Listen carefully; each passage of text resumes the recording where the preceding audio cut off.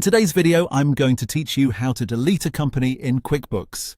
If you need to completely remove a company from QuickBooks, the process depends on how old your QuickBooks Online account is. That's important because newer accounts can be fully wiped right away, while older accounts follow a different path. Let's start with QuickBooks Online accounts that are less than 60 days old. If your company was created within the last 60 days, QuickBooks gives you a way to erase all of the company data and start over from scratch.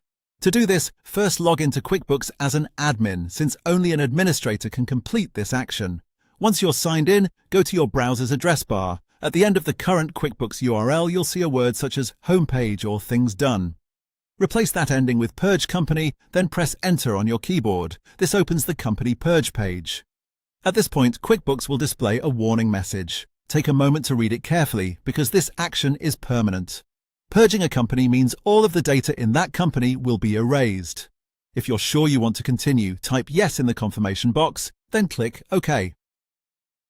QuickBooks will then permanently delete the company data so you can begin again with a clean slate. Now let's look at QuickBooks Online accounts that are more than 60 days old. For older accounts, the Purge option is no longer available. That means you can't use the Purge Company link to completely wipe the company.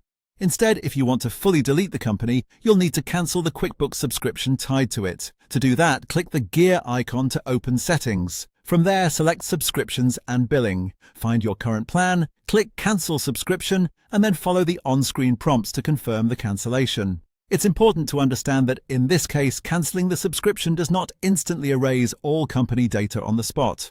According to Intuit, the data is permanently deleted automatically after 1 year of inactivity. So if your account is older than 60 days, cancellation is the required route, and the company data remains stored until that inactive period is complete. Before you proceed with either method, make sure you're deleting the correct company, since both options are meant for situations where you no longer need that business file.